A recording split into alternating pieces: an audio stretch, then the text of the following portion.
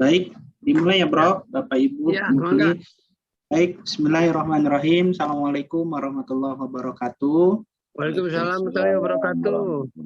Alhamdulillahirabbil alamin. Allahumma sholli ala sayidina Muhammadin wa ala alihi wa sahbihi ajmain. Amma ba'du. Alhamdulillahirabbil alamin. Segala puji bagi Allah Subhanahu wa taala yang banyak memberikan kita segala nikmatnya. Salah satu nikmat yang Allah berikan adalah nikmat dapat melaksanakan kegiatan silaturahmi rekanan yang insya Allah ini akan menjadi awal kita ya Prof ya, menjadi awal kita ya untuk dapat memperkuat ya barisan terutama untuk di rekanan ini sendiri. Salawat serta salam tidak lupa kita haturkan kepada junjungan Nabi besar kita Nabi Muhammad Shallallahu Alaihi Wasallam. Keluarga, sahabat dan kepada umatnya insya Allah. Amin. Baik, alhamdulillah ternyata kita masih diberikan kesempatan oleh Allah Subhanahu wa taala ya dalam rangka untuk silaturahim, dan terima kasih sebelumnya pada Prof Dadang nih yang tadi sempat terganggu ini kayaknya koneksinya ya, tapi atas izin Allah jadi dipermudah gitu. Dan juga Pak Mufli Haji Hat ya, terima kasih ya juga kepada Pak Mufli. Ini Pak Mufli, saya sering baca tulisan Pak Mufli nih di portal Islam ya, sepertinya tulisan-tulisannya begitu menggoda ini. Ternyata sekarang bisa bertemu nih di layar Zoom. Alhamdulillahirabbil alamin. Alhamdulillah. Baik. Alhamdulillah, jadi kegiatan ini dinamakan kegiatan silaturahmi virtual ya Bapak Ibu sekalian.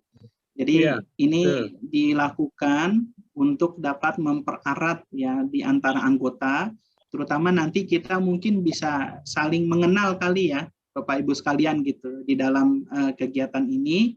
Lalu nanti insya Allah ya dilanjutkan ada tausiah ya dari Bapak Mufli yang insya Allah nanti ini akan karena ini sudah kita rekam ya, nanti insya Allah hasil rekamnya itu kita akan publikasikan di YouTube rekanan ya, agar nanti suatu saat ya, kita tidak tahu kapan itu, tapi suatu saat ini jadi akan menjadi konsumsi yang boleh jadi bisa digunakan ya untuk teman-teman yang lain untuk dapat memperkuat barisan, terutama untuk kedepannya ya, lebih baik. Baik, insya Allah sebelum kita perkenalan ya Bapak Ibu sekalian, dan juga nanti akan ada sambutan terlebih dahulu ya dari Prof Dadang. Oleh karena itu kita buka dulu silaturahim ini supaya berkah ya Bapak Ibu sekalian dengan membaca basmalah. Bismillahirrahmanirrahim. Baik, untuk memanfaatkan waktu kita, Bapak Ibu sekalian, kita berlanjut ke acara selanjutnya, yaitu sambutan. Ya, sambutan untuk kali ini akan disampaikan oleh Prof Dadang Kak Miharja. Ya, kepada beliau dipersilakan waktu dan layar Zoom-nya. Silakan. Ya, terima kasih Kang Taufik. Assalamualaikum warahmatullahi wabarakatuh. Waalaikumsalam. Waalaikumsalam warahmatullahi wabarakatuh. Ya, pada pagi hari ini yang cerah ini di luar sangat cerah. Ya, dan mudah-mudahan hati kita juga semua cerah juga ya. Amin, amin. Amin ya Allah. Ya. Ya, pertama saya ingin menyampaikan tentu kalau nama sudah pada tahu semua lewat grup WA kita. Ya, inilah saya Dadang Kurniadi Miharja. Ya, untuk bapak-bapak yang ini belum ada ibu ya, bapak yang sudah join dengan Pak Budi, Pak Sepertinya ada Prof Ibu Iis Aisyah. Ibu siapa? Ibu Iis Aisyah, alhamdulillah ini bergabung beliau. Bu Iis. Barisan ibu-ibu. Assalamualaikum Bu Iis, belum kedengaran suaranya. Kalau bisa saya cek Bu Iis. Assalamualaikum Bu Iis.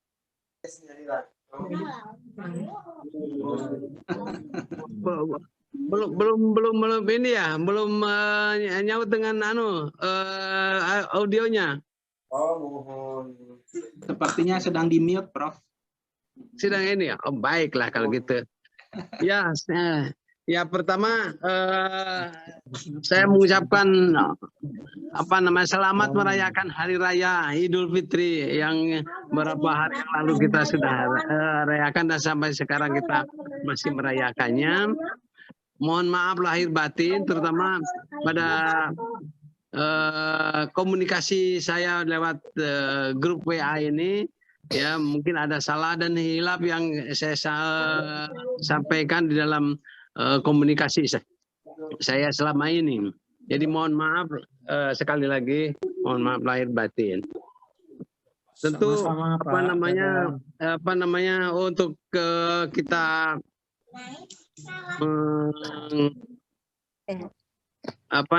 mengingat kembali apa sih makna puasa bagi kita ya, bagi kita umat Islam. Menurut saya paling tidak ada 4 hal yang makna puasa bagi kita, yaitu pertama, ini tentu tidak akan mengurangi Pak Mufli ini dalam ceramahnya ya, Pak Mufli punten. Silakan Pak, bebas Pak, saya nanti beda materinya Pak. Paling tidak ada 4 hal Bapak-bapak sekalian dan Ibu. Ada pertama disiplin menurut saya ya. Jadi makna puasa kita adalah membuat kita jadi disiplin waktu. Paling tidak kita buka puasa nggak boleh sembarangan kan ya Pak Mufli ya, harus jam sekian, Bapak jam sekian, sahur kita juga demikian. Jadi yang pertama yang saya rasakan adalah peningkatan disiplin kita ya. Kalau kita lihat disiplin kita bangsa Indonesia ya kita tahu sendiri ya, disiplin masyarakat kita sangat rendah. Nah, dengan puasa ini mudah-mudahan disiplin kita, terutama umat Islam, bisa meningkat ya dari waktu ke waktu. Itu yang pertama. Yang kedua adalah daya juang ya, menurut saya. Daya juang kita apa yang itu melawan hawa nafsu. Kita mengekang hawa nafsu kita, nah itu adalah meningkatkan, menurut saya makna dari puasa kita adalah meningkatkan daya juang. Dan yang paling penting itu adalah kejujuran ya. Tidak ada seorang pun melihat kita tidak berani minum, tidak berani makan karena jujur pada diri sendiri disaksikan oleh Allah Subhanahu wa taala. Jadi kejujuran itu juga menjadi salah satu makna dari puasa kita. Yang terakhir ya, menurut saya makna puasa itu adalah kembali ke fitrah. Nanti Pak Mufli menjelaskan makna dari kembali ke fitrah. Kalau dari sudut pandang saya sebagai pengajar, kembali ke manusia itu adalah sebagai makhluk pembelajar. Jadi makhluk pembelajar. Fitrah manusia itu adalah makhluk pembelajar, di mana mulai kita dilahirkan, belajar bicara, belajar jalan dan seterusnya. Jadi manusia bahkan makhluk apapun itu adalah sebenarnya makhluk pembelajar. Apalagi kita diberi akal, budi dan sebagainya. Jadi kembali ke fitrah manusia adalah dalam makna puasa adalah sebagai kembali kepada makhluk pembelajar. Kenapa ini tekankan? Ya kita sepanjang hayat adalah terus belajar. Ini terutama saya utamakan pada saat saya masih aktif di ITB dalam pengajaran. Saya sampaikan kepada para mahasiswa bahwa fitrah manusia adalah makhluk pembelajar. Itu hal yang saya ingin sampaikan, mungkin nanti Pak Mufli bisa menambahkan ya itu. Dari versi saya ada 4 hal yang paling tidak yang saya ingin garis bawahi ya. Oke, itu apa namanya tentang fitrah manusia. Nah, saya ingin berbagi sekarang tentang rekanan ini ya. Ini saya akan menyampaikan presentasi saya. Mudah-mudahan terbaca ya. Nah, ini Ibu Bapak sekalian, apakah bisa terbaca oleh Ibu Bapak sekalian? Visi ya, baca. Aman, Prof. Aman. Iya. Sudah jelas ini, Pak? Visi ya? misi. Sudah, Prof. Iya, visi dan misi rekanan. Ya. Nah, visi dan misi rekanan ya, terutama yang visinya dulu saya bacakan. Ini harusnya bukan merealisasikan, nanti Kang Agung akan mengkoreksi ya nih. Harusnya terrealisasikannya tujuan kemerdekaan bangsa Indonesia. Kalau saya kutip ini yaitu mewujudkan masyarakat yang cerdas dan sejahtera serta berkeadilan bagi seluruh rakyat Indonesia dengan menjadikan Anies Rashid Baswedan sebagai Presiden Republik Indonesia tahun 2024. Amin. Amin. Itu adalah visi rekanan. Amin ya Allah. Nah, kalau saya membaca lengkapnya dari tujuan kemerdekaan Indonesia, ya kalau saya membacakan, tujuan Indonesia merdeka adalah melindungi segenap bangsa Indonesia dan tumpah darah Indonesia, memajukan kesejahteraan umum serta mencerdaskan kehidupan bangsa. Dari kalimat itu saya sarikan sebagai visi rekanan, yaitu memajukan masyarakat yang cerdas, sejahtera serta berkeadilan bagi seluruh rakyat Indonesia dengan menjadikan Anies Rashid Baswedan sebagai Presiden Republik Indonesia tahun 2024. Itu adalah visi yang kita harus tanamkan sebagai relawan Anies Rashid Baswedan ini. Misi rekanan yang saya pikir adalah tentu ini sangat teknis yang nanti akan kita turunkan, itu ikut berkontribusi mensukseskan Anies Baswedan menjadi Presiden Republik Indonesia tahun 2024. Amin ya. Nah, sekarang bagaimana kita merealisasikan visi rekanan untuk para relawan? Tentu untuk visi secara garis besar untuk Anies nanti kalau kelak menjadi presiden adalah merealisasikan visi ini dengan jajaran kabinetnya ya ketika Anies menjadi presiden. Nah, sekarang di mana peran rekanan, peran relawan? Peran relawan rekanan bisa ikut di pemerintahan. Jadi Kang Taufik ini masih muda, bisa ikut di dalam pemerintahan Pak Anies ya. Mudah-mudahan Pak Anies menjadi presiden. Amin ya Allah. Nah, atau bagi mereka yang mau di luar pemerintahan tentu bisa membantu program-program pemerintah Anies Baswedan nanti ya untuk menjalankan pemerintahannya. Nah, misi direalisasikan oleh kita para relawan adalah ya bersama para simpatisan dan parpol pendukung serta tentu dengan semua komponen bangsa untuk bekerja sama menyusun rencana, strategi dan target antar waktu dan target final untuk merealisasikan misi tersebut ya. Nah, ini saya kira saya tidak akan panjang lebar.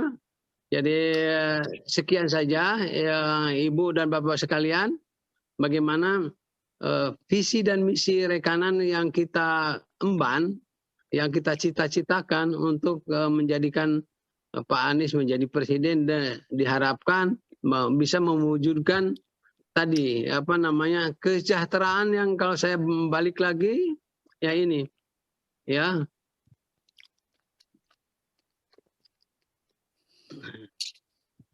masyarakat yang cerdas, sejahtera dan berkeadilan bagi seluruh rakyat Indonesia. Demikian Bapak-bapak dan Ibu sekalian. Assalamualaikum warahmatullahi wabarakatuh. Waalaikumsalam warahmatullahi wabarakatuh. Baik, alhamdulillah. Terima kasih Prof. Dadang yang telah menyampaikan sambutannya. Jadi Bapak Ibu sekalian, kita itu terkadang ya menyepelekan sesuatu yang kecil. Padahal sebenarnya dari yang kecil itu bisa menjadi sesuatu yang besar. Seperti mungkin ada tokoh pemuda ya yang menyampaikan bahwa dimulai dari gerakan itu bisa menuju negara. Artinya apa? Ya mungkin salah satu cobaan dari hal-hal yang kecil itu adalah kita itu terlihat sepertinya kecil banget gitu. Padahal sebenarnya dari yang kecil ini ya insya Allah mudah-mudahan kesempatan untuk mengusung ya Bapak Anies Baswedan menjadi seorang presiden 2024 itu adalah sesuatu yang tidak ada yang tidak mungkin kalau misalnya Allah meridhoi. Amin amin ya rabbal alamin. Amin. Berlanjut ke acara berikutnya Bapak Ibu sekalian, yaitu sebelum kita mendengarkan ya tausiah dari Bapak Muflih ya. Kalau selama ini kita tausiahnya dapatnya dari tulisan Pak Muflih nih. Wah, alhamdulillah sekarang sudah bisa mendengarkan tausiah langsung dari Pak Muflih. Insya Allah nanti recordingnya kita akan kemas sebaik mungkin. Nanti setelah itu kita publikasi di YouTube rekanan gitu. Karena sepertinya kalau menggunakan Zoom itu banyak hal yang bisa kita lakukan ya dibandingkan mungkin sebelumnya kita menggunakan Google Meet. Jadi kita nanti bisa kreasi mungkin dan hasil kreasi itu bisa jadi bahan kampanye juga nanti untuk kedepannya. Baik, mohon izin mungkin kita memperkenalkan, saling memperkenalkan diri terlebih dahulu ya, Prof. Dadang ya. Iya betul. Ya, karena tak kenal maka tak sayang, katanya seperti itu. Tak sayang maka tak cinta. Nah, tak cinta maka tak bisa kerja nantinya gitu. Baik. Sebelum kita mendengarkan tausiah, kita silaturahim dulu ya antar anggota. Mudah-mudahan saling kenalnya kita Bapak Ibu sekalian ini makin mempererat ya tali silaturahim kita dan makin mengkerucutkan ya kerja kita nanti ke depan seperti apa. Karena saya yakin dengan jumlah kita yang insya Allah ya kalau apa namanya dari bahasa agama ya 1 itu bagaikan 1000. Wah, jadi kalau misalnya 9 atau 50 di grup kita, insya Allah itu bisa menjadi 50.000 ya pasukan yang mudah-mudahan nanti bisa mengantarkan Pak Anies menjadi presiden 2024. Baik, untuk mengawali mungkin Prof. Dadang dulu ya memperkenalkan diri. Boleh jadi nih nanti ada sekawanan kita yang belum kenal ya dengan Prof. Dadang ya. Jadi diawali dengan Prof. Dadang terlebih dahulu. Silakan Prof. Baik, terima kasih. Terima kasih Kang Taufik sekali lagi. Ya, saya Dadang Kurniadi Miharja. Saya sekarang sudah pensiun dari Institut Teknologi Bandung, ITB, dari Fakultas Ilmu dan Teknologi Kebumian. Saya mengajar di program studi oceanografi. Saya pensiun tahun 2016. Ya, tempat tinggal saya di Kompleks Perumahan Dosen ITB, Jalan Kanayakan D42, Bandung, di daerah Dago. Itu saja barangkali yang ini supaya menyingkat waktu perkenalan saya. Barangkali kalau nanti ada yang ingin ditanyakan, mangga silahkan. Demikian Kang Taufik. Baik, terima kasih Prof atas perkenalannya. Selanjutnya ya mungkin kalau pembicara mungkin di akhir aja ya Prof ya. Iya betul. Jadi kita yang lain terlebih dahulu. Baik. Nah ini saya mengikuti apa layar Zoom ya, Prof ya. Jadi Ya. mungkin mohon maaf kalau tidak urut gitu. Jadi saya menyesuaikan dengan layar Zoom yang ada di laptop saya. Baik, selanjutnya Pak Agung Sabur. Silakan, Pak Insinyur Agung Sabur. Silakan Pak Agung. Assalamualaikum warahmatullahi wabarakatuh. Waalaikumsalam warahmatullahi wabarakatuh. Saya Agung Sabur dari ITB juga. Masya Allah. Pensiun sudah dari tahun 2006, berarti sudah berapa tahun? Alhamdulillah. Cepat sekali ya, Bro. 2006, dari 70 umurnya pas kemarin. Alhamdulillah. Terakhir kerja di Puslitbang Sumber Daya Air yang di Dago. Itu aja barangkali. Kang Dadang, Kang semuanya. Iya, semangat. Ya, mangga. Baik, pokoknya terima kasih. Amin, insya Allah. Baik, terima kasih Pak Agung ya atas perkenalannya. Jadi dipanggilnya Pak Agung atau Pak Sabur? Pak Agung. Agung. Ya. Bang Kalau Agung. Sabur Pak Babe Agung. itu sebetulnya. Jadi Pak nggak Babe punya ya? nama lain. Miskin namanya Agung aja udah. Gitu. Iya, ya Pak Agung. Iya, Baik, kami baik. di dalam ini maaf di dalam grup alumni ITB ada grup alumni angkatan 71. Ini kami bersama-sama Kang Agung ini satu angkatan ini. Masya Allah. Emang Emang mangga, ya. mangga. Baik, siap Pak Agung. Baik, selanjutnya, ini di samping saya yang luar biasa kemarin juga sebenarnya sudah memperkenalkan diri ini, tetapi kita harus juga memperkenalkan lagi di forum ini ya.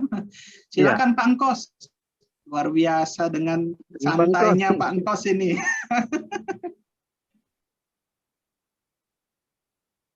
Mangga Kang Kos. Sinyalnya terganggu kayaknya Pak Dadang. Iya, atau yang lainnya. Assalamualaikum warahmatullahi wabarakatuh. Waalaikumsalam warahmatullahi wabarakatuh. Sambil nyarande Pangkos Mekren. Ya. Aman, Kang Kos. Sahabatnya Kang Dadang nih, sahabatnya. Saya pensiunan dari Kementerian Perumahan Rakyat. Ya.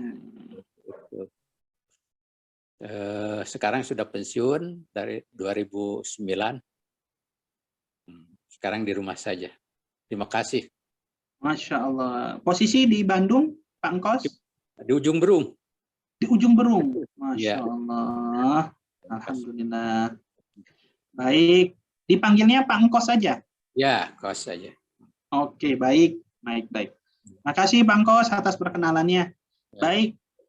Selanjutnya. Nah, ini dari Pak Aus Karnain. Silakan Pak Aus.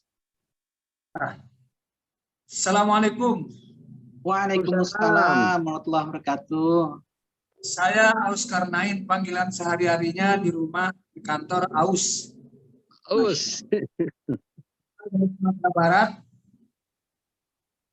Tapi dibesarkan di Bandung sejak tahun 60. Masya Allah. Alhamdulillah. Mohon maaf, Kang dan lain-lain, saya mungkin satu-satunya yang cuma lulusan SMEA, Pak Dadang, di sini.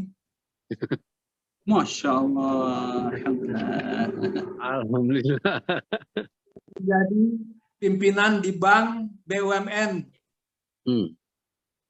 Saya pensiun tahun 2000. Pensiun muda, Pak Dadang. Iya, betul. Saya berdomisili di Neglasari, Ujung Berung, tetangga Pak Engkos. Saya kira begitu aja ya. Terima kasih. Ya, enggak. Baik, Pak Aus. Terima kasih atas perkenalannya. Pak Aus, gimana Pak Taufik? dipanggilnya apa? Karnain atau Pak Aus aja? Dipanggilnya apa? Biasanya Pak Aus aja? Waktu di SD panggilannya Oscar. Oh, Masya Allah. Nama kesayangan kayaknya ini Pak Aus. Iya. Baik. Baik, baik. Terima kasih Pak Aus. Baik. Oke, selanjutnya di samping saya di sini ada Pak Budi. Oke, silakan Pak Budi. Wah, Pak Budi lagi santai ini. Silakan Pak Budi. Assalamualaikum warahmatullahi wabarakatuh. Waalaikumsalam warahmatullahi wabarakatuh. Alhamdulillah kita bisa bertemu. Mudah-mudahan pertemuan ini memberi kebaikan di dunia dan akhirat. Amin. Kita bertemu di dunia dan Insya Allah. Saya pensiun cepat juga. Saya umur sekarang 70, pensiun tahun 2000 saat merger Bank Hidayah dengan menjadi Bank Mandiri. Jadi saya tamatkan dari ekstensi UI, ekstensi ekonomi UI, terus kemudian itu pada saat merger kami pensiun sampai sekarang. Jadi kita menikmati apa yang oleh Allah karuniakan saja. Tinggal di Galaksi, Pulau Permata di Galaksi, Bekasi. Itu saya kira, terus kemudian saya ketemu, bisa masuk di sini bertemu dengan Pak Sulung saat Pak Sulung jadi tim sukses Prabowo, dan dia minta izin saya pada saat itu saya jadi ketua RT. Jadi minta izin untuk menggunakan salah satu rumah warga yang untuk itu, dan kemudian berlanjut karena mempunyai kesamaan-samaan pandangan ya, agar meskipun kami tidak berapa, paling tidak suara dan mendoakan agar Indonesia itu dipimpin oleh yang baik dan juga dipimpin oleh orang yang Islam tentunya. Namun kemarin dua-duanya saya nggak ngerti, mana yang ada yang kemudian memilih satu dapat dua, terus kemudian kita milih dua nggak dapat apa-apa. Itu bercanda. Baik, itu aja saya sampaikan. Mudah-mudahan kita bisa akrab dan bisa melanjutkan silaturahmi serta mendukung Pak Anies untuk kebaikan Indonesia kepada Amin. Assalamualaikum warahmatullahi wabarakatuh. Waalaikumsalam warahmatullahi wabarakatuh. Terima kasih Pak Budi. Berarti yang di mantan alumni bank ini ada dua berarti ya, Pak Budi terus sama Pak Aus nih. Luar biasa. Baik. Ya, mudah-mudahan ada tulisan-tulisan terkait mengenai perekonomian nih yang bisa diangkat nantinya. Boleh di-share di grup rekanan ya, Pak Budi, Pak Aus. Ya, insya Allah. Baik. Selanjutnya, alhamdulillah nih ada lagi yang bergabung. Tetapi sebelum ke Pak Ruslan, silakan Pak Taufik Muhammad Jamil dari Banda Aceh. Silakan Pak. Luar biasa, foto-fotonya menggugah nih. Fotonya menggugah semua. Ya, baik. Bismillahirrahmanirrahim. Assalamualaikum warahmatullahi wabarakatuh. Waalaikumsalam warahmatullahi wabarakatuh. Terima kasih Mas Taufik. Terima kasih Kang Dadang telah mengajak saya bisa bersama ini dan teman-teman semuanya. Ini saya pikir saya termasuk orang tua juga ini Mas Taufik ya. Masya Allah. Nama saya TM Jamil, itu TM itu kalau orang Jawa bilang Raden Mas, tapi kalau di Aceh Teku Muhammad ya. Jadi Teku Muhammad. Mohon maaf. Sering orang memanggil Pak TM aja gitu Pak Taufik ya. Oh, siap Pak TM. Saya kira kemudian saya masih aktif masih sebagai dosen tetap di Universitas Syah Kuala. Masya Allah. Mengajar di ilmu sosial ya sebagai doktor ilmu sosial, kemudian Alhamdulillah sebelumnya juga membimbing mahasiswa di program doktor ya di S3 di Universitas Syah Kuala. Alhamdulillah saya diajak oleh Kang Dadang ini, saya punya teman juga di ITB Mas Taufik, yaitu Prof. Dr. Teku Abdullah Sani. Jadi kami sering dalam satu forum termasuk di ITMI dan di beberapa forum lainnya. Masya Allah. Mungkin itu yang paling penting, saya bisa belajar banyak dari bapak-bapak, dari kanak-kanak semuanya, para senior. Biasanya yang junior itu lebih tajam biasanya, mohon diingatkan kalau tajam nanti. Tapi saya pikir saya teringat ketika kita berkumpul hari ini 10 orang itu, memang negara ini dibangun tidak banyak orang. Kalau banyak orang malah tidak menjadikan sebuah negara. Jadi filosofi keberadaan kita dalam suasana sedikit untuk orang banyak malah lebih diuntungkan dibandingkan orang banyak yang tidak bermanfaat untuk orang-orang yang banyak itu. Amin. Dan saya bergabung juga ini kebetulan Mas Anies itu kami sering dulu berdiskusi ketika beliau jadi rektor di di Universitas Paramadina. Jadi Paramadina ya. kebetulan saya anak didik dan kader dari Prof. Nurholis Majid almarhum juga dulu, jadi kami sering diskusi waktu saya masih muda, ini sudah tua ya. Alhamdulillah, mudah-mudahan umur tidak jadi persoalan, tapi memulai yang paling penting, tidak akan pernah berhenti untuk memulai. Ini saya kira yang paling penting. Setuju. Semangat. Ya, jadi saya berbahagia juga hari ini ada Bunda Iis nih. Jadi semangat seorang wanita bisa membangkitkan jutaan orang malah untuk sebuah perjuangan. Jadi saya kira itu mohon maaf kalau hari ini Mas Ruslan jauh lebih muda dari saya kira. Kemudian saya juga sering baca tulisan dari Kiai Muflih ini. Tapi membaca sebuah tulisan biasanya lebih indah. Apalagi hari ini bertemu dengan orang yang langsung, ini ada berkah. Saya pikir pertemuan hari ini yang paling penting kita doakan kepada Allah Subhanahu Wa Taala diberkati umurnya dan Allah akan mudahkan perjuangan sekaligus Allah tambahkan rezeki. Itu adalah pesan dari Rasulullah kepada kita. Amin. Oleh karenanya sekali lagi dari Aceh salam perjuangan. Mudah-mudahan semua dimulai juga negara dibangun dulu adalah hasil dari salah sebuah perjuangan, diakui atau tidak, sejarah menunjukkan Aceh juga punya kontribusi untuk melahirkan Indonesia. Ya. Dan kita tidak minta, dan kita pun tidak minta diakui ya, tidak minta diakui, apalagi balas jasa. Itu bukan tipe-tipe orang Aceh. Orang Aceh sudah biasa hidup dengan kedaliman. Mudah-mudahan kita tidak tambah didalimi. Itu saya kira harapan kita semua. Ya. Amin. Amin ya Allah. Karena orang dekat dengan ibu kota kan biasanya yang dekat dengan kota itu kedaliman itu tidak begitu kentara, tapi yang jauh sangat tersiksa biasanya Mas Taufik. Jadi, oleh karena itu mohonlah doanya kepada orang-orang yang jauh, karena titipan doa itu jauh lebih kuat dibandingkan dengan sentuhan fisik. Tapi alangkah berbahagia kalau kita bisa menyentuh fisik, karena itu berkah yang Allah berikan kepada kita. Amin. Ya, saya kira itu, terima kasih. Mudah-mudahan hari ini pertemuan kita selalu mendapat berkah dan dilindungi oleh Allah. Kita semuanya melupakan tujuan-tujuan atau misi-misi pribadi, karena misi umat jauh lebih bermakna ketika kita tidak lagi berada di bumi ini. Saya kira itu yang paling penting, Mas Taufik. Sekali lagi mohon maaf, sekali lagi kami saya TM Jamil dan keluarga mohon maaf lahir dan batin. Mudah-mudahan kita di bulan ini menjadi manusia yang suci bersih, tanpa noda dan tanpa dosa, karena Allah selalu mengabulkan doa-doa yang orang tanpa dosa. Jadi mudah-mudahan kita diampuni dosa-dosanya. Billahi fisabilillah haq wa billahi taufiq wal hidayah. Wassalamualaikum warahmatullahi wabarakatuh. Waalaikumsalam warahmatullahi wabarakatuh. Terima kasih Pak TM. Masya Allah, menggelegar nih dari Aceh. Dari Aceh. Ya. Bulan lalu baru habis dari Aceh Pak TM. Ya. Jadi Masya Allah ya, keagungan juga dari Masjid Banda Aceh juga memberikan inspirasi, kekokohan dari sebuah akidah dan juga perjuangan bagi rakyat Aceh itu sendiri. Baik Pak TM, terima kasih atas perkenalannya. Insya Allah nanti ke depannya kita berlanjut terus. Mudah-mudahan bisa kita minum ngopi Aceh lah nanti sekaligus. Amin.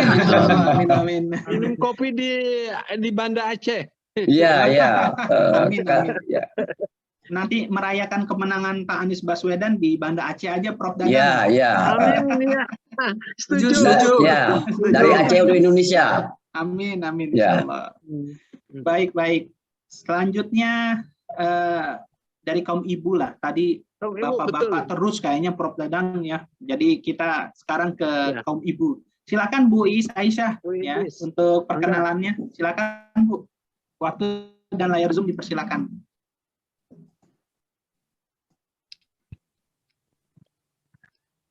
Kira-kira aku masih. Ya, sudah Bu Iis. Halo. Halo ya Bu Iis. Aman Bu. Aman ya. Aman Bu. Bismillahirrahmanirrahim. Assalamualaikum warahmatullahi wabarakatuh. Waalaikumsalam warahmatullahi wabarakatuh. Tentu saja saya mengucapkan alhamdulillahirabbil alamin. Wassalatu wassalamu ala asyrofil anbiya wal mursalin sayyidina Muhammad wa ala alihi washabihi ajmain. Terima kasih saya sudah diundang di Zoom ini. Mohon maaf baru pertama kali ikut meeting di sini. Nama saya Iis Aisyah. Saya sebetulnya pensiunan guru dari SMA Negeri 12 Kota Bandung. Alhamdulillah di sini ada rekan saya sudah tidak asing lagi, rekan senior saya Kang Dadang Miharja, Kang Kos Hidayat, itu mungkin sudah tidak asing lagi dengan saya. Iya. Ya, tapi mohon maaf saya sebetulnya belum saya ralat ditulis di situ saya dosen Uninus, tapi sebetulnya bukan dosen Uninus. Saya belum jadi. Saya memang terakhir kuliah S3 baru wisuda kemarin. Desember 2021. Jadi ujian sidangnya 8 September, wisudanya 2020. Jadi setelah pensiun, saya pensiun tahun 2017, Pak. Saya ngajar bahasa Inggris. Kemudian dan alhamdulillah saya dapat penghargaan cum laude usia, Pak, bukan cum laude. Alhamdulillah. Dapat cum laude usia dalam usia 65 tahun saya. Dan saya di Batu Indah Raya nomor 39, Jalan Buah Batu, Kota Bandung. Dan sudah beberapa tahun belakangan ini tempat saya dijadikan base camp atau sekretariat KBPI Kota Bandung dan KBPI wilayah Jawa Barat beberapa tahun yang silam. Gitu. Jadi orang-orang keluarga besar pelajar Indonesia sudah tidak asing lagi dengan tempat saya dan kami welcome lah gitu. Baik Bapak-bapak, mohon maaf. Jadi ini saya ikut bergabung. Mudah-mudahan ini sebagai salah satu wasilah. Kita berharap ke depan dapat pemimpin yang soleh dan adil, bertanggung jawab terhadap negara, agama, bangsa, dan negara. Tentu harapan kita menjadi negara yang baldatun, toyibatun, warabun gafur. Jangan sampai seperti terjadi yang saat ini sudah dalam keadaan carut marut. Jangan sampai negara kita dipimpin oleh orang-orang yang zalim, orang-orang kafir. Sangat terasa oleh kita semua ini akibatnya. Oleh karena itu, walaupun saya sudah di usia senja, yang tidak tahu berapa tahun lagi usia saya sisanya, tapi tetap punya semangat ingin ikut memperjuangkan. Mudah-mudahan. Amin. Hebat. Walaupun idealnya saya sebetulnya waktu itu ke Pak HRS Habib Rizik Syihab, tapi mungkin rekayasa politik juga beliau dimasukkan ke penjara mungkin supaya tidak muncul di 2024. Nah ya apa boleh buat, mudah-mudahan ini Pak Anies Baswedan ini pilihan terbaik dan kita sudah melihat kerja nyatanya beliau menjadi Gubernur DKI Jakarta banyak yang bisa kita perhatikan baik transportasi ataupun apa saja. Dan yang saya lebih senang kepada Pak Anies itu beliau bisa mengkat masalah itu yang reklamasi ya itu. Jadi itulah salah satu di antaranya. Terima kasih, mungkin terlalu menyita waktu. Billahi taufiq wal hidayah. Wassalamualaikum warahmatullahi wabarakatuh. Waalaikumsalam warahmatullahi wabarakatuh. Luar biasa Bunda Iis ya, semangatnya ini menyinggung kita nih sebagai kaum muda ya, terutama saya nih. Masya Allah. Jadi makin lebih ingin energik lagi Bunda Iis, insya Allah ya. Mudah-mudahan ya, ini menjadi sesuatu yang nanti kita ceritakanlah di grup, biar di grup makin tambah semangat gitu. Ya, insya Allah. Betul. Baik, selanjutnya luar biasa senyumnya Pak Ruslan ditunggu-tunggu nih oleh kita nih. Insya Allah. Baik, Pak Ruslan, silakan untuk memperkenalkan diri. Silakan, Pak. Ya, Assalamualaikum warahmatullahi wabarakatuh. Waalaikumsalam. Kayaknya saya ini cucu-cucunya orang-orang yang ada di sini. Paling muda. Tapi harus lebih semangat. Justru amin, insyaallah, Bro. Yang tua-tua mesti didukung sama cucu.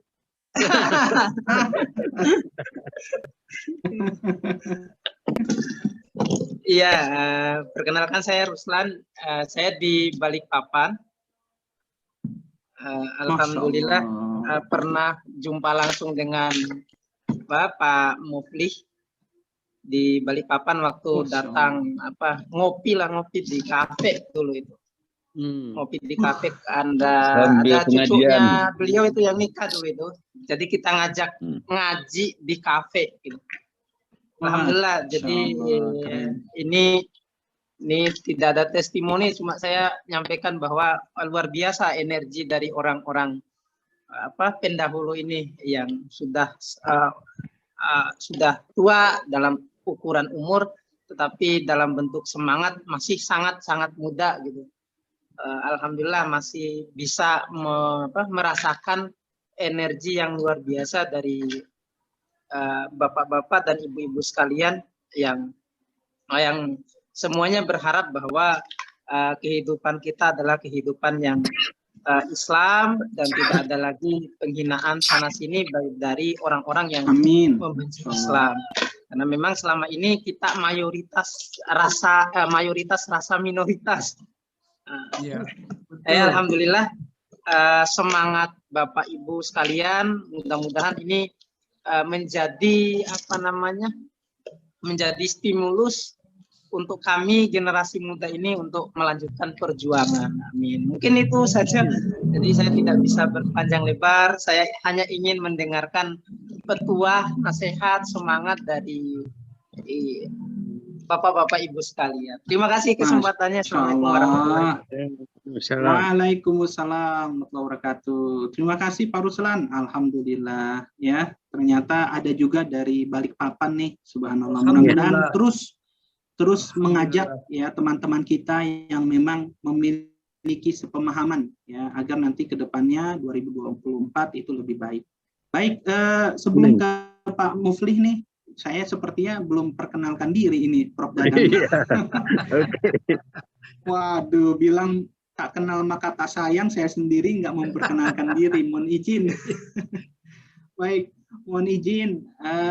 Nama Taufik Marisman, biasa dipanggil Taufik ya, Bapak Ibu sekalian. Saat ini ditugaskan menjadi dosen di Fakultas Ilmu Kesehatan UPN Veteran Jakarta. Dan sekarang juga alhamdulillah ya diamanahkan menjadi wakil dekan bidang akademik di Fakultas Ilmu Kesehatan. Alhamdulillah.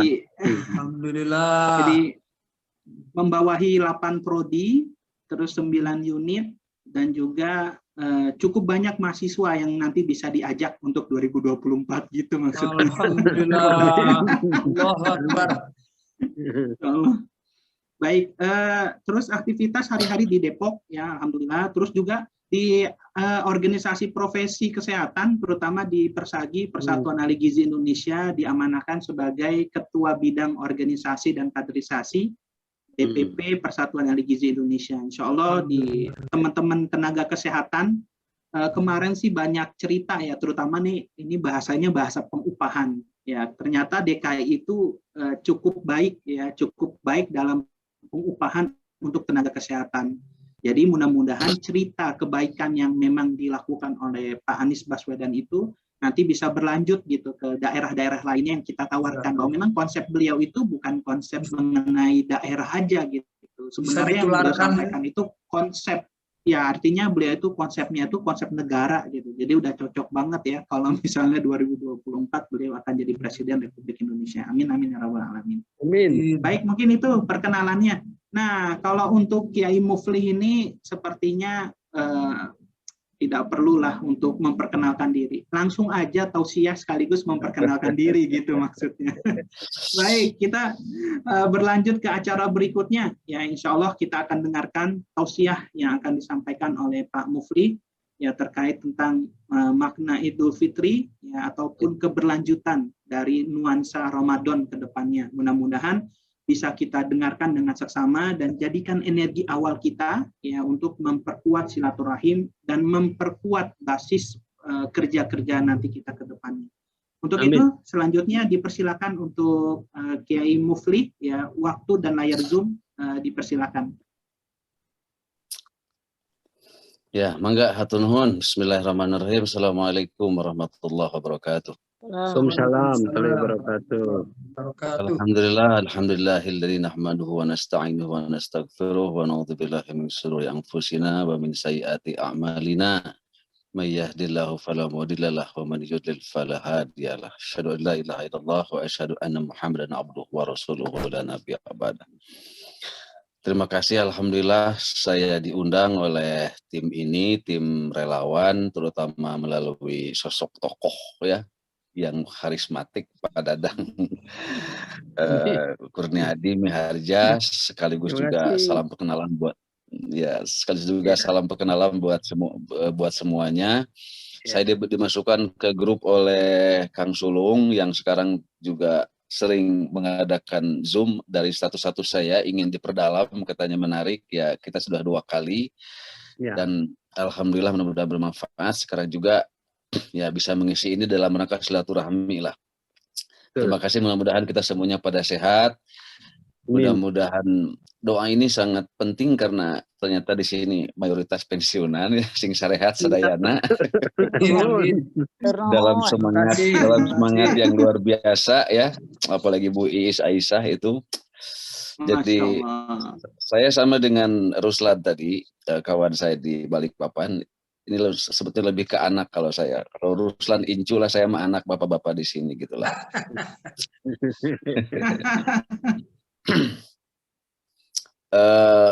Ya, saya bukan ustadz ya, saya bukan ulama, saya tidak merasa apalagi ulama, dan juga penting ini saya bukan profesor ya, itu mah bid'ah hasanah aja. Orang-orang di medsos pada manggil prof terus, mungkin karena lihat tulisannya. Ya alhamdulillah sih, saya mudah-mudahan bermanfaat saja begitu. Amin, insyaallah. Dan kita dalam garis yang sama, dalam barisan yang sama, mudah-mudahan berharap pemimpin yang lebih cemerlang, lebih cerdas, lebih adil, lebih berwibawa di dunia internasional, amanah dan sebagainya, di bawah sosok Dr. Anies Baswedan ya, yang keren itu, profesor ya. Lengkap beliau memang dari segala sisi dibandingkan dengan tokoh-tokoh yang lain yang ada selama ini gitu ya. Mudah-mudahan atas izin dan ridha Allah serta doa seluruh kaum muslimin se-Indonesia, beliau memang takdirnya menjadi presiden setelah yang sekarang. Amin ya Allah ya rabbal alamin. Tentang silaturahmi ini materi sudah pada tahu semuanya lah. Ya, tentang hikmah puasa tadi Pak Dadang menjelaskan sebagiannya. Ya, orang juga sudah pada tahu. Kita mendengar 30 hari pada bulan Ramadan, setiap sudah taraweh, terus-terusan puasa itu dibahas sampai otak itu penuh dengan ilmu dan pengetahuannya. Sudah jenuh kalau kita ngebahas itu lagi. Silaturahmi juga satu hal yang sederhana ya, tapi menarik, tapi penting, yang juga orang juga sudah banyak tahu ya. Artinya saya tidak akan sebetulnya tidak akan membahas apa hikmah penting silaturahmi lah, udah pada tahu semuanya. Apalagi saya masih muda, dibandingkan bapak-bapak di sini, tidak mau mengajari orang yang sudah berpengalaman. Saya hanya akan berbagi ilmu saja apa yang saya ketahui begitu ya. Itu aja, mudah-mudahan, dan saya yakin apa yang saya jelaskan ini belum pernah dijelaskan oleh ulama kiai manapun, karena ini ilmu yang unik gitu. Tapi dalam konteks silaturahmi gitu. Iya, insya Allah. Ya. Bisa, bisa aja. Supaya menarik atau Pak, menarik perhatian gitu ya. Kita tahu tentang silaturahmi ya, perintahnya lah, misalnya dalam Al-Quran, A'udzubillahi minasyaitonir rajim, innamal mu'minuna ikhwatun fa aslihu baina akhwaikum wattaqullaha la'allakum turhamun. Orang-orang yang beriman itu sungguhnya saudara, sebab itu damaikanlah perbaikan hubungan di antara saudaramu dan takutlah kepada Allah supaya kamu mendapat rahmat. Jadi silaturahmi itu mengundang rahmat, termasuk juga forum ini, mudah-mudahan dirahmati Allah Subhanahu wa taala. Amin. Ya Allah ya rabbal alamin. Tuh, terus juga ada hadis ya, kita tahu ada hadis tentang instruksi Rasulullah menyuruh kita silaturahmi. Ya, silman fata'aka wa'ti man haramaka wa aliman dhalamaka. Sambunglah apa yang diputuskan. Ya, yang memutuskan hubungan dengan berilah kepada orang yang tidak memberi kepadamu, dan berpalinglah dari orang-orang yang berbuat zalim kepadamu. Itu hadis sahabat Ahmad. Ini dari hadis tentang perintah silaturahmi.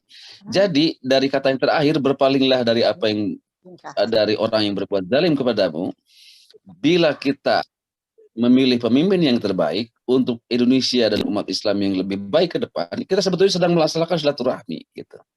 Jadi tanpa sadar ya, kampanye kita, grup kita, usaha kita mempopulerkan Anies karena kita menilai yang terbaik di antara yang lain, itu adalah bentuk dari silaturahmi sebetulnya tanpa terasa. Maka insya Allah mudah-mudahan Allah menerima silaturahmi ini dengan memenangkan beliau. Itu harapan kita. Amin ya Allah ya Rabbal Alamin. Lalu ada hadis lain juga, tidak ada dosa ya yang Allah lebih percepat siksaan bagi pelakunya di dunia itu, serta yang tersimpan untuknya di akhirat selain perbuatan zalim dan memutuskan tali silaturahmi, kan begitu. Jadi perbuatan zalim para pemimpin sekarang silakan Anda bebas berlaku zalim, berlaku tidak adil kepada rakyatnya. Kata Habib Rizik, selamat berjumpa di pengadilan akhirat. Itu tidak main-main kata-kata itu ya. Sebetulnya ngeri gitu. Apalagi yang korupsi, yang menyeleweng yang tidak adil kepada rakyat kecil, yang mengadu domba ya masyarakat, yang mempersekusi ulama, yang menghambat, menghalangi aspirasi Islam, dakwah, kegiatan Islam dan sebagainya ya. Sehingga masyarakat banyak yang sakit hati. Itu sebetulnya ya tidak ada dosa yang tidak terbalaskan di dunia maupun di akhirat. Itu tinggal menunggu saja apa yang akan mereka rasakan. Saya pernah menulis tentang Ade Armando dan di-share oleh banyak orang. Itu hukuman yang tidak terhindarkan, ya, karena beliau banyak menghujat ulama, menghujat agama, banyak menyakiti perasaan beragama umat Islam. Ya, banyak yang sangat luka oleh pernyataan-pernyataannya. Karena bukan perdebatan atau diskusi, tapi ada juga yang memang melukai lah perasaan beragama masyarakat. Oleh hukum agama tidak dihukum, ya karena kita bukan tidak melaksanakan hukum syariat Islam. Oleh hukum negara juga lolos karena beliau tahu siapa, kita semua tahu beliau siapa, ya di antara tim buzzer yang konon katanya dilindungi, aman. Akhirnya ada hukum ketiga yang menghukum dia, yaitu warga. Kalau agama lolos, negara lolos, warga pasti akan menghukum. Jadi itu terjadi, terbukti. Bahkan dalam Islam dan kehidupan itu kalau warga juga lolos, masih akan memasuki satu hukum lain lagi yang pasti akan dirasakannya, yaitu hukum keluarga. Oleh warga orang boleh lolos, tidak diketahui, bersembunyi, disembunyikan oleh orang tuanya, dilindungi dan sebagainya. Tapi hukum di keluarga tidak bisa dilindungi. Andaikan yang 4 hukum ini juga lolos, yang terakhir tidak mungkin dihindari oleh siapapun. Orang yang berbuat salah, melakukan pelanggaran syariat, durhaka pada orang tua, mencuri, menzalimi orang, pasti satu hal yang tidak mungkin dihindari, yaitu hukum raga. Hukum dari dirinya sendiri. Pasti orang tidak akan bisa lari kemanapun. Bentuknya adalah satu penyakit, ya. Kedua kerugian dirinya. Kemudian gangguan psikologis dirinya, itu pasti terjadi pada orang-orang yang berbuat pelanggaran agama, kebenaran, menyakiti orang dan sebagainya. Itu pasti. Itu renungan buat siapapun, termasuk kita semua, bahwa semua kesalahan yang kita lakukan, siapapun, ya, itu akan melalui 5 tahap hukuman itu. Dan yang terakhir adalah hukuman diri sendiri. Setiap hukuman, setiap dosa, pelanggaran, perbuatan salah yang dilakukan oleh manusia, pasti di dunia ini pun akan mendapat hukuman. Jangan menyangka hanya di akhirat saja.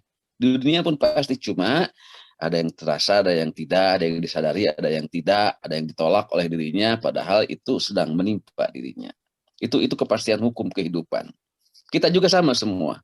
Kita akan menemukannya kalau kita merenung gitu ya tentang masalah ini. Jadi itu 5 bentuk hukuman itu. Dan manusia, betul tadi kata Pak Dadang, tidak bisa lepas dari fitrah.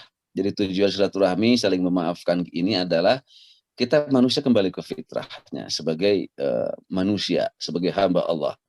Dan bentuk fitrah itu banyak ya. Ada fitrah itu ada hanif artinya. Hanif itu cenderung pada kebenaran. Itu fitrah manusia. Bertuhan dan beragama itu juga fitrah manusia. Orang yang tidak bertuhan itu melanggar fitrahnya. Yang tidak beragama ateis itu melanggar fitrahnya. Pura-pura. Jadi kalau kita berdebat dengan orang ateis, nggak usah banyak argumen. Ah bohong lo. Lo mendustai hati nuranimu sendiri gitu aja cukup gitu. Tanya pada hatimu, nggak usah berargumen pakai otak, pakai pikiran, karena otak dan pikiran itu bisa direkayasa, dibuat-buat gitu. Jadi kalau berdebat sama orang ateis tentang Tuhan, tentang beragama, udah nggak usah banyak ngomong. Kamu merenung saja, betul nggak kamu tidak bertuhan, betul nggak kamu tidak mau beragama, gitu. Bohong, gitu. Karena apa? Karena bertuhan dan beragama itu sebetulnya fitrah manusia yang tidak mungkin ditolak oleh siapapun. Kan gitu. Dan Allah pun berfirman itu dalam Al-Quran, ketika manusia ada di dalam rahim, ya, itu Allah sudah bertanya tuh kepada janin itu, alastu birabbikum. Hei calon manusia, hei janin, apakah aku ini Tuhanmu? Kan begitu. Lalu si janin itu menjawab, bala, betul engkau Tuhanku, syahidna dan aku bersaksi. Itu diucapkan oleh semua manusia yang akan lahir. Yang kemudian setelah lahirnya jadi Muslim, jadi Kristen, Hindu, Buddha, termasuk ateis. Jadi bohonglah orang yang mengatakan tidak bertuhan, tidak beragama, atau berargumen dengan menolak Tuhan atau beragama. Gitu. Itu karena fitrah manusia itu beragama. Pembelajar tadi betul tuh Pak Dadang. Fitrah manusia itu pembelajar. Orang yang tidak mau belajar itu bukan manusia. Ya. Mungkin hewan atau benda gitu. Atau manusia dungu lah jelasnya. Manusia itu selalu belajar dari kesalahan dirinya. Maka pembelajar adalah fitrah manusia untuk menemukan yang tadi itu hanif, cenderung pada kebenaran. Menikah itu fitrah manusia. Lemah itu fitrah manusia. Lepas dari dosa, tak lepas dari dosa itu fitrah manusia. Manusia itu fitrahnya berdosa dan berbuat salah, maka jangan pernah ingin kita menjadi orang suci. Itu tidak fitrah sebagai manusia, kan begitu. Ya. Yang kita diperintahkan oleh agama adalah banyak istighfar, memohon ampun kepada Allah, istighfar setiap kita melakukan kesalahan. Nah itu fitrahnya manusia, bukan tidak berdosanya, gitu ya. Makan, minum, tidur dan sebagainya. Fitrah manusia itu banyak. Nah sekarang dalam konteks silaturahmi ini, saya akan mencoba mengambil satu sisi tentang bagaimana kita membangun pergaulan dalam di antara manusia, kan begitu. Pergaulan itu kan salah satu sisi sifat manusia, fitrah manusia juga. Orang yang tidak bergaul dia tidak melaksanakan fitrahnya. Nah, persoalannya adalah bagaimana sih etika ya bergaul yang benar di dalam Islam. Etika yang benar dalam rangka silaturahmi atau mewujudkan silaturahmi yang lebih baik lagi ke depan, termasuk dalam silaturahmi dalam konteks kebangsaan. Nah, saya akan membahas ini ada 5 kata kunci etika bergaul sesama muslim, sesama manusia gitu, dalam kehidupan kita sehari-hari. Pertama adalah berguru, ya. Berguru atau belajar. Ini adalah etika bergaul dengan seseorang yang memiliki kelebihan ilmu dari kita. Saya ini jelas nih harus belajar ke Pak Dadang, ke Pak Engkos, ke Pak Jamil tadi dari Aceh, ya, ke Pak Budi dan semuanya yang ada di sini yang usianya lebih tua, yang pasti memiliki kelebihan ilmu. Maka etika bergaul pertama seorang muslim dalam kehidupan manusia adalah bergaul, adalah berguru, ya. Agar apa? Agar hidup ini bermanfaat.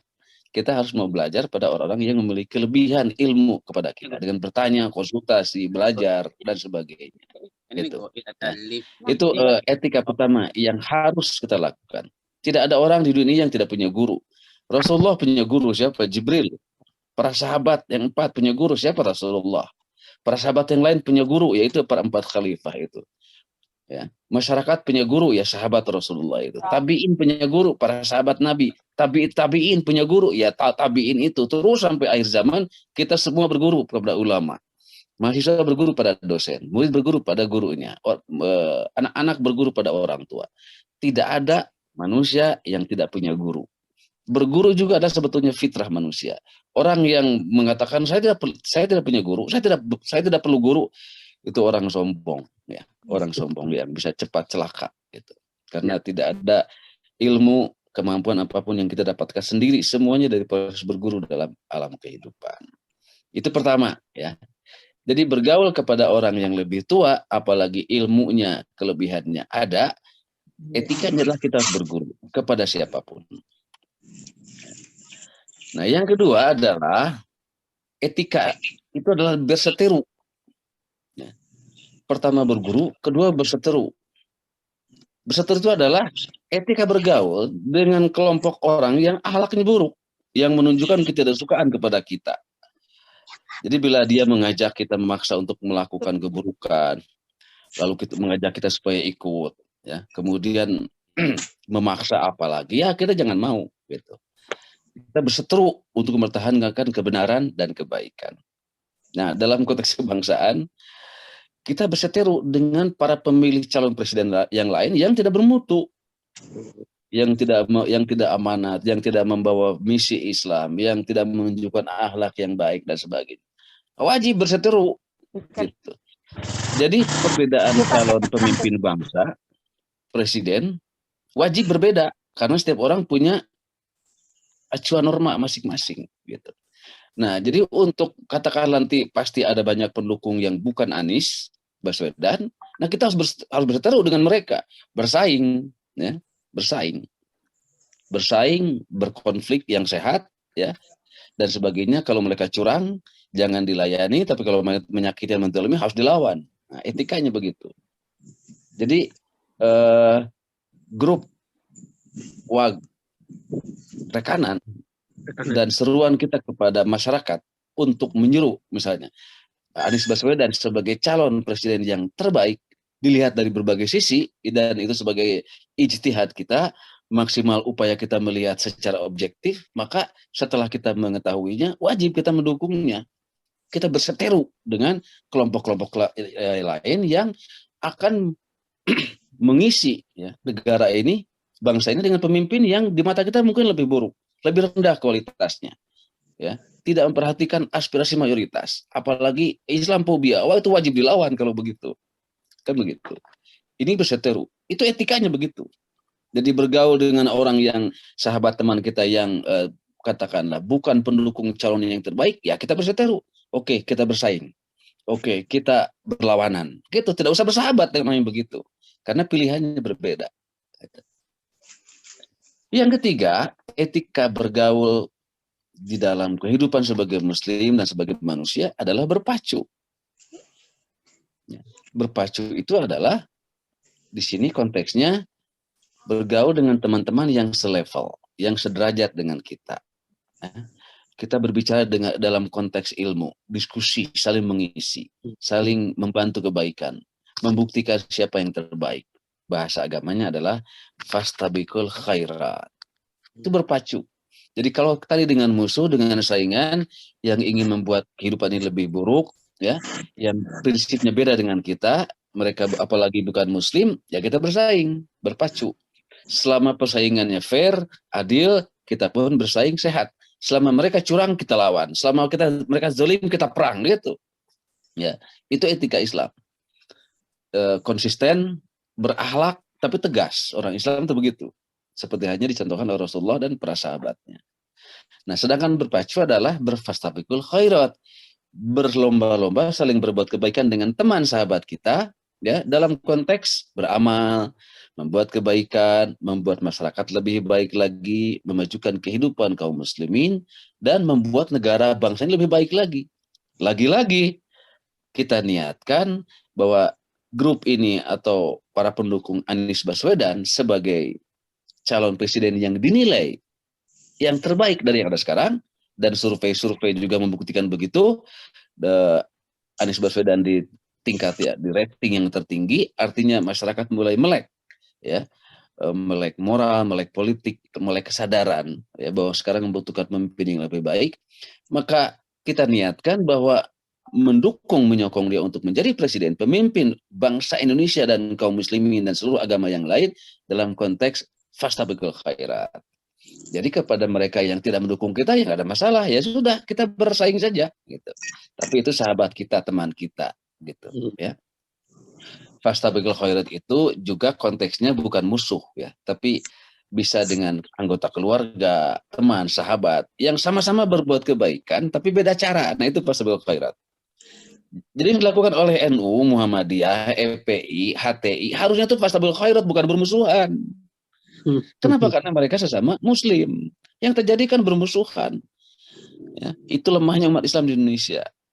Nah, karena bermusuhan banyak faktor. Ada adu domba, ada kelompok yang bermain, ada aktor intelijennya, ada Islamophobia, ya, ada pengaruh internasional, ada buruk sangka, ada kekhawatiran yang berlebihan, ada ketakutan kaum muslimin oleh ajaran Islam sendiri.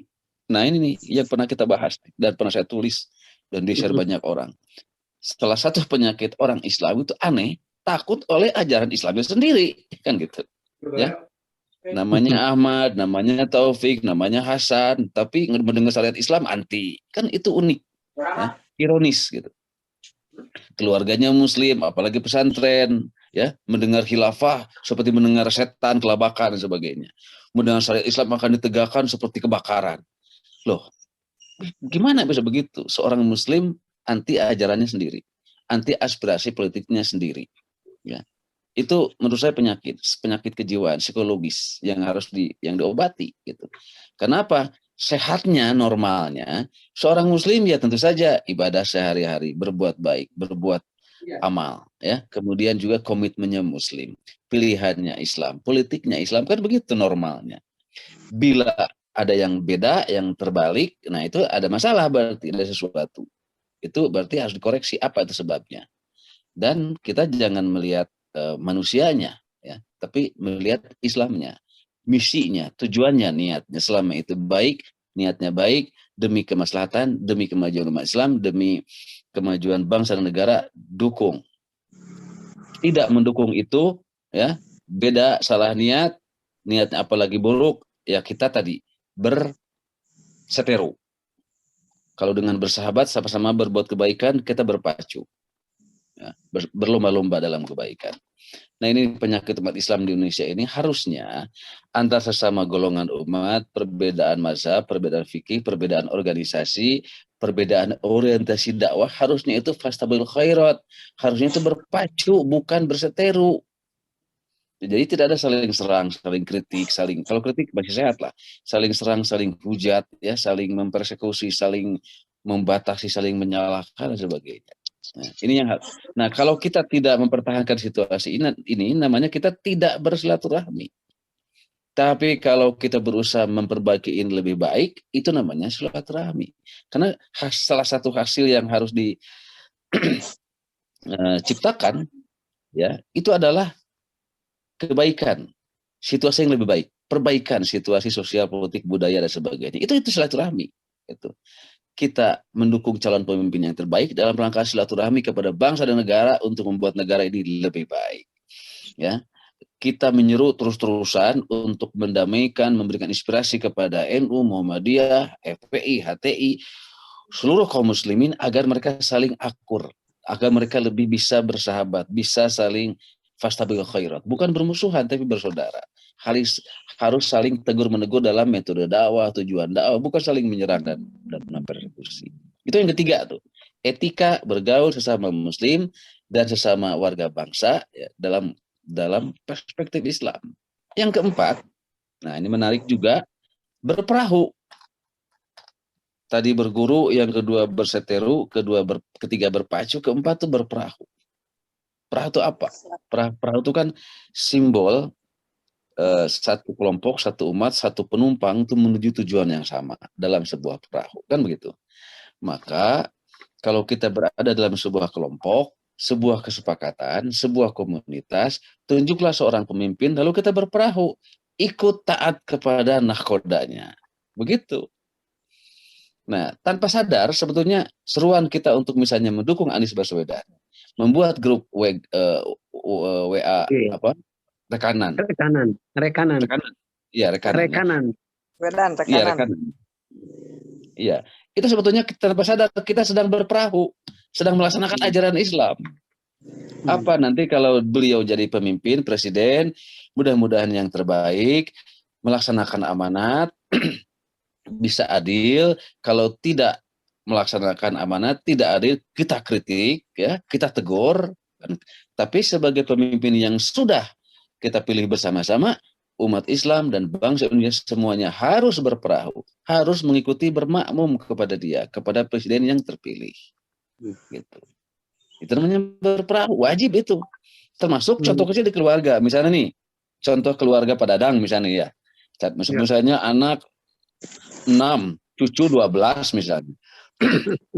Jalan-jalan, berpiknik misalnya ke sebuah tempat, katakanlah ke Bromo atau ke Yogyakarta. Nah, kalau sudah pergi sekeluarga begitu, jangan ada yang banyak ngomong, banyak bicara tentang arah jalan, serahkan ke supir, udah diam semuanya. Itu namanya berperahu, begitu. Ya, contoh konkret ya. Nah, orang tuh sering bertengkar, sih ribut di jalan, wah harusnya ke sini, gitu mah macet. Nah, jangan, harusnya ke sana. Wah, jadi ribut di mobil tuh. Mobilnya tetap dibawa oleh supir, ya. Karena apa? Ini penduduknya ini ribut, tidak berperahu. Kata supirnya, diam sudah. Akang lo terang arah makan begitu. Saya yang tahu jalan mah kemana jalan yang terbaik karena dia supir memang profesinya. Pemimpin juga gitu sama. Di keluarga semuanya harus berperahu kepada bapak sebagai pemimpin keluarga. Kalau tidak berperahu tuh keluarga bakal kacau. Pergi ke sebuah tempat, tunjuk pemimpin, ya lalu kita berperahu. Kita taat kepada dia untuk memimpin grup kelompok itu. Dalam konteks kebangsaan, pilih seorang calon presiden yang terbaik ya dari berbagai sisi lalu kita berperahu kepadanya. Begitu harusnya. Nah, contoh sekarang saya ingin memberikan pertanyaan kritis misalnya. Sekarang berperahu enggak? Sekarang kan terjadi pembelahan masyarakat yang luar biasa ya. Nah, artinya sisa-sisa dari pemilihan Presiden Jokowi dengan Prabowo ini sampai sekarang pecahnya masyarakat, konfliknya itu masih terasa sangat kuat. Tidak semuanya berperahu. Nah, itu lain lagi konteksnya. Karena yang dipilihnya memang tidak mayoritas angkanya. Jadi Prabowo itu, Pak Jokowi menurut angka resmi KPU ya saat itu kan sekitar 54%. Prabowo 46%. Bedanya tipis, gitu. Bahkan menurut video-video terakhir, orang-orang yang punya catatan dan angka sebetulnya yang menang itu Prabowo bukan Jokowi. Gitu. Cuma oleh kecurangan pemilu saat itu akhirnya dia yang dikondisikan untuk menang dan akhirnya sudah diresmikan, sudah dilantik ya sudah selesai sebetulnya ya terserah dari konteks itu. Cuma masalahnya adalah, nah ini problemnya tidak semua bangsa Indonesia berperahu kepada beliau.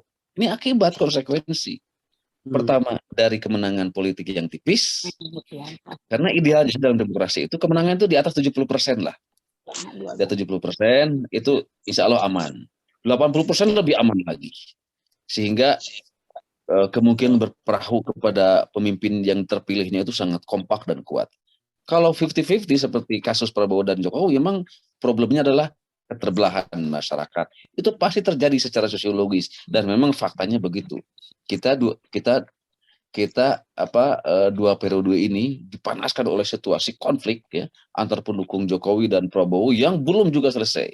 Ya, Prabowo-nya sudah berbaik-baik sampai Pak Jokowi selesai. Umatnya yang karena sudah terbelah itu susah untuk move on gitu ya. Lalu merembet kemana-mana ke Islamfobia ya antara kampret dan cebong. Sekarang muncul isu PKI terus-terusan, apalagi ada persekusi kepada kasus-kasus politik Islam, pada ulama, pada dakwah Islam dan sebagainya ya. Itu makin menguatkan keterbelahan masyarakat. Kalau ini sih sebetulnya dampak politik saja dari tidak berperahunya umat Islam kepada pemimpinnya disebabkan oleh konteks politiknya memang kemenangannya rendah ya. Dan akhirnya terjadi seperti itu. Nah, makanya kita berharap dan berdoa mudah-mudahan pemilu ke depan itu yang menangnya itu ya wajar kita mengharapkan Anies yang terbaik karena itu yang terlihat selama ini ya. Mudah-mudahan berperahunya lebih besar lagi, lebih kuat lagi. Amin. Sehingga kemaslahatan yang lebih kuat buat bangsa Indonesia, buat kaum muslimin, buat seluruh agama yang lain, seluruh penduduk se-Indonesia gitu. Ya. Terakhir adalah etika bergaul, bersahabat, sesama muslim dan sesama warga, sesama manusia adalah bergincu. Ini istilahnya unik ya, tapi ini simbol-simbol semuanya. Berguru berseteru, berpacu, berperahu, terakhir bergincu. Agar hidup tidak terlalu serius, agar hidup tidak terlalu tegang, maka salah satu rukun bergaul itu adalah bergurau, bercanda, saling tertawa, saling komentar, saling menyindir untuk menghangatkan situasi. Diskusi, saling mengisi, mengembangkan wawasan diri. Silakan serius mendukung Anies, mendukung siapapun, berdebat, diskusi dalam sebuah masalah, silakan. Tapi jangan lupa diiringi dengan tertawa, ya, bersendagurau, minumnya, ngobrolnya, penting itu sebagai unsur penyeimbang dari pergaulan manusia gitu. Dalam Islam sama itu dianjurkan berhangat-hangat bergaul seperti itu, ya. Apalagi dengan keluarga, persahabatan, kekeluargaan yang penuh dengan tawa riang, keceriaan, itu kan nikmat dan enak gitu. Ya. Nah, itu saya kira 5 poin tentang etika bergaul sesama manusia dan sesama muslim sebagai refleksi dari upaya kita silaturahmi, ya, sesama kita, dan juga dalam konteks kebangsaan, ya. Jadi sekali lagi, kita mendukung calon presiden yang terbaik siapapun, itu adalah ekspresi dari silaturahmi. Jangan salah itu, silaturahmi kepada seluruh bangsa Indonesia dan kepada bangsa dan negara, gitu. Dan mudah-mudahan untuk keberhasilan silaturahmi ini kita perkuat dengan doa yang kuat, ya, kita perkuat dengan usaha ikhtiar yang maksimal agar silaturahmi ini betul-betul terwujud gitu. Dan kita menjaga niat tidak untuk apa-apa selain membuat Indonesia dan umat Islam lebih baik. Bukan karena kebencian kelompok lain, bukan karena permusuhan agama, bukan karena kekesalan kepada dendam kita kepada masa lalu, bukan. Semuanya hanya semata-mata ingin membuat Indonesia, umat Islam, dan seluruh warga negaranya hidup lebih baik, lebih maju, lebih sejahtera di bawah ridho Allah Subhanahu wa taala. Baldatun thayyibun wa rabbun ghafur. Amin. Saya kira gitu aja intinya yang bisa saya berikan. Mohon maaf sebelumnya, mudah-mudahan ada manfaatnya. Sebetulnya tadinya kalau ada waktu saya ingin membahas satu lagi, yaitu etika perbincangan dalam persahabatan. Ini menarik lagi nih, tapi mungkin di forum yang lain aja lah, ya, di waktu yang lain. Iya. Biar penasaran, Pak. Iya, betul Pak. Nanti kita buatkan momennya, Pak Mufli. Iya, betul-betul. Nanti silakan diatur-atur kalau mau ketemu lagi. Ya. Tapi kuncinya saya kasihkan dulu ya. Saya kasihkan dulu kuncinya. Kuncinya 5 lagi sama ini. Etika perbincangan sahabat dalam Islam yang benar. 1, hikmat pada kata. 2, hikmat pada ilmu saja. Yang ketiga, nikmat pada rasa. Yang keempat, manfaat pada harta. Yang kelima, nasihat pada agama. Nanti kita kupas di lain waktu. Allahu Akbar. Alhamdulillah. Itu aja. Pak Taufik, terima kasih. Billahi taufiq wal hidayah. Assalamualaikum warahmatullahi wabarakatuh. Kalau ada pertanyaan, mangga silakan.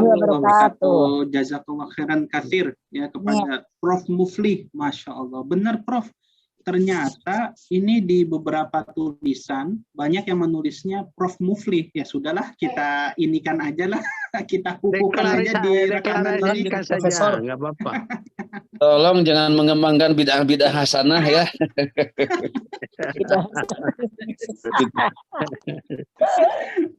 Baik Prof, terima kasih Prof. Masya Allah. Tadi ada etika bergaul yang ini jadi tuntunan kita juga ini ya, untuk dalam nanti ke depannya.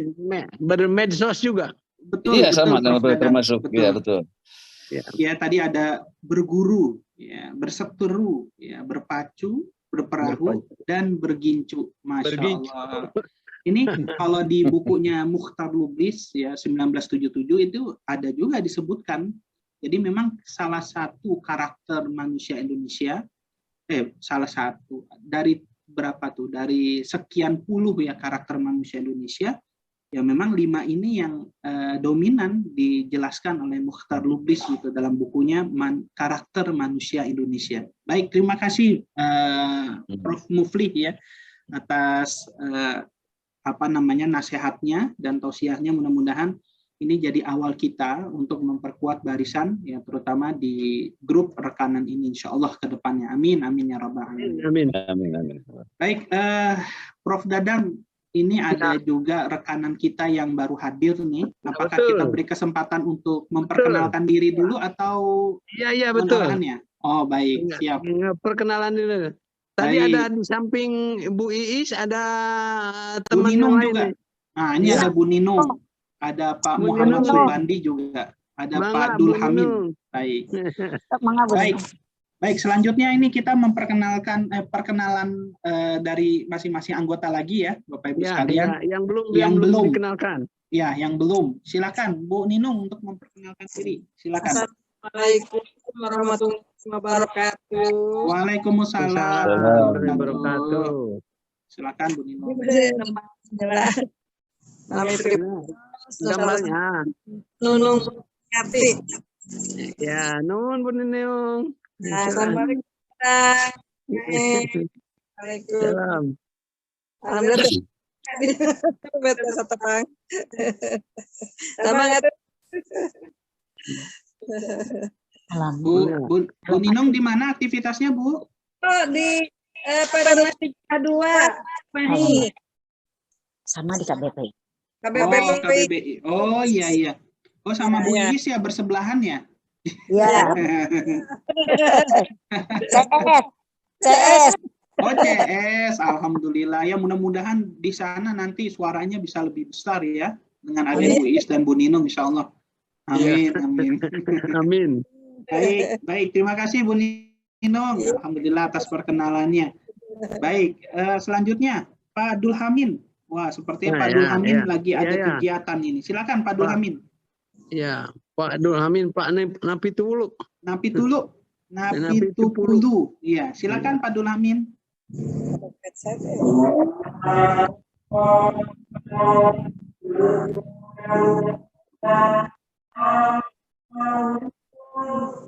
Pak Abdul Hamid.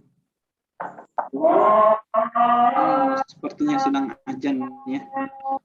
Baik. Belum bisa open link saya pada kegiatan partisipasi. Oh ya baik. Baik, terima kasih Pak Abdul Hamid atas perkenalannya. Alhamdulillah. Terima kasih sudah bergabung juga.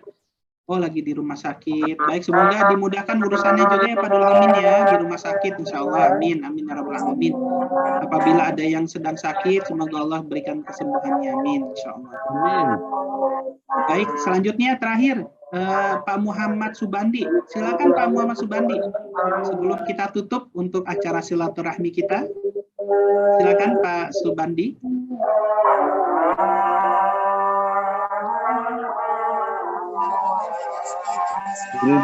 Di mana-mana lagi adzan, mungkin kita perlu break dulu nih sebentar. Oh iya siap, kita break dulu ya, Prof. Harus jadi imam Pak Punten ya. Oh iya siap Pak Subandi, baik.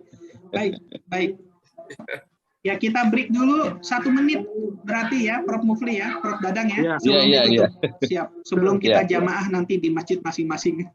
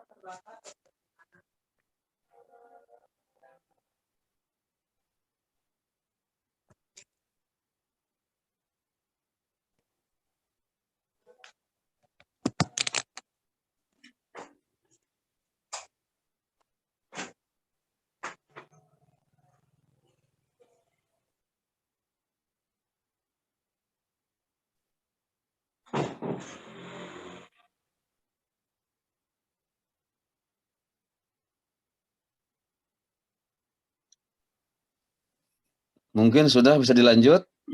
Iya. Ya, dilanjutkan saja. Dimatiinnya pas ada di tempatnya masing-masing saja, nggak usah semuanya bareng. Betul. Iya, iya. Betul, ya. Mohon izin, kebetulan di saya baru ajan nih, Prof. Nah, itu yang... Mohon izin, 1 menit lagi, Prof. Mohon izin. Ya, 1 menit. Pas kebagian azan.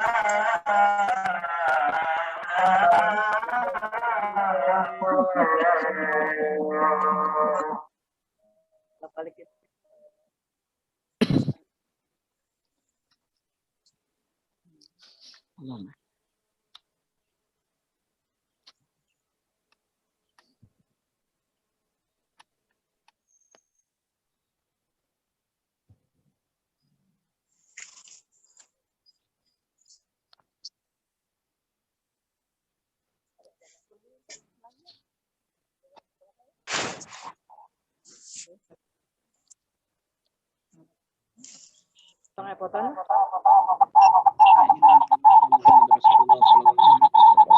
Baik, Bapak Ibu sekalian, alhamdulillah ya, rangkaian kegiatan silaturahim rekanan pada kesempatan kali ini berjalan dengan lancar. Ya, mudah-mudahan ke depannya kita akan terus mengadakan kegiatan-kegiatan yang sifatnya dari kita, oleh kita, dan untuk kita, ya, dalam rangka memperkuat barisan dan juga memperkuat kerja nyata kita nanti ke depannya, insya Allah ke depannya seperti itu.